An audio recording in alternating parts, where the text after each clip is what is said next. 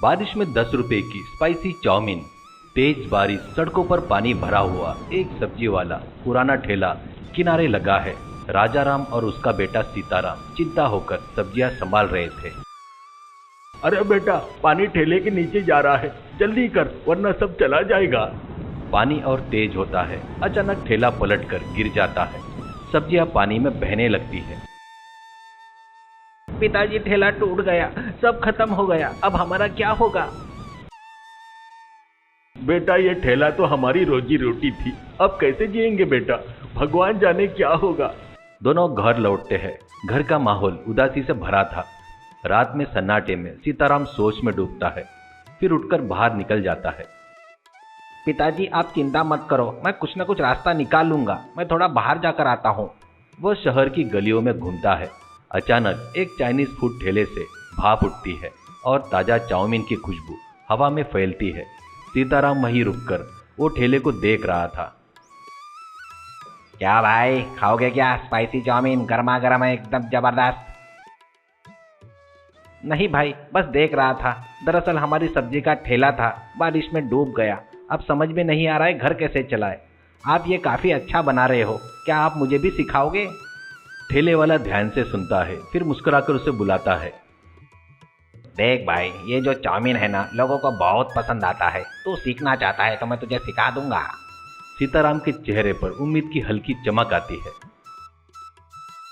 भाई, अगर आपने मुझे सिखा दिया तो ये मेरी जिंदगी बदल सकती है। आपका बड़ा उपकार होगा। ठेले वाला उसे चाउमीन बनाना सिखाता है। नूडल्स उबालना, सब्जी तलना, मसाले डालना।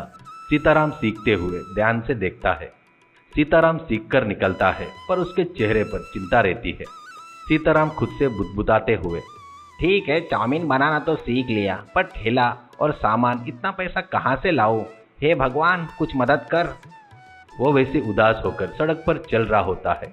तभी एक बच्चा गेंद खेलते खेलते बीच सड़क पर आ जाता है। दूर से एक ट्रक तेजी से आ रही थी। अरे हट जा बेटा, ट्रक आ रहा है, हट जा बेटा। पिता दूर था, बच्चा समझ नहीं पाता। ट्रक नजदीक आ जाती है। अचानक सीताराम दौड़ता है और बच्चे को गोद में उठाकर सड़क के उस पार ले जाता है। ट्रक तेजी से निकल जाती है।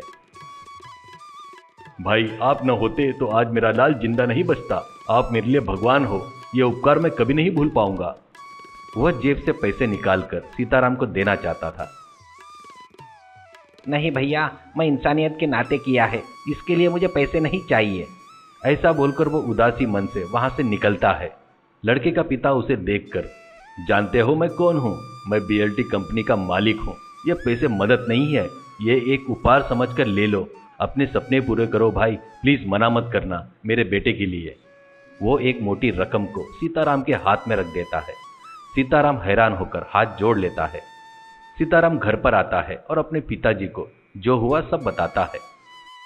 पिताजी, अब हमारे पास नया ठेला लगाने के लिए पैसे हैं। मैं स्पाइसी चाउमीन बनाऊंगा, देखो अब मेरा चमत्कार। बेटा, चाउमीन तो बड़ा महंगा होता है, हमारे इलाके में मजदूर लोग रहते हैं, कौन खाएगा बेटा, किसी की इतनी हैसियत नहीं है। अरे पिताजी, हम महंगा नहीं बेचेंगे, सिर्फ 10 रुपए में देंगे। हर मजदूर, हर रिक्शा वाला, हर बच्चा, सब खाएंगे, कोई भूखा नहीं रहेगा। राजाराम बेटे को देखता है, उसकी आंखें में गर्व भर जाता है। अगले दिन एक नया चमचमाता ठेला तैयार था। उस पर लिखा था, स्पाइसी चाउमीन सिर्फ 10 रुपए। हल्की बारिश हो रही थी। मजदूर वाले, रिक्शा वाले और बच्चे पास आते हैं। अरे वाह, इतना स्वाद और सिर्फ 10 रुपए में, कमाल कर दिया भाई, बहुत अच्छा है। आप तो रोज यहाँ आएंगे, यही असली ठेला है, रोज जम के दबा के चाउमीन खाएंगे। भीड़ बढ़ती है, लोग खुशी से चाउमीन खाते हैं। राजाराम और सीताराम दोनों मिलकर परोसते हैं। राजाराम आंखों में आंसू लेकर बेटे से, बेटा, आज तूने मुझे फिर से जिंदा कर दिया, अब हमारी जिंदगी बदल गई। बारिश में भीड़ भाड़ वाला ठेला, खुश पिता और बेटा, और 10 रुपए का स्पाइसी चाउमीन से पेट भरते मजदूर। मोरल ऑफ द स्टोरी, सपना चाहे छोटा हो या बड़ा, मेहनत और हौसले से ही पूरा होता है। बारिश मुश्किलें लाती है, लेकिन वह नए रास्ते भी खोल देती है।